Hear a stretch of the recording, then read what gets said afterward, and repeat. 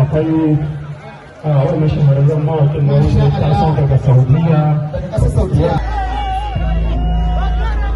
Ina Al-Hausawi mawaƙi daga ƙasar Saudi Arabia, amma ba waƙa irin ta dandalin soyayya ba ce, ba kuma rafa ba ne, ba rege ba, a waƙoƙi yabon manzan Allah ne yake yi sallallahu alaihi wasallam. To amma yanzu daga bakin shi za ku ji tsarabar su.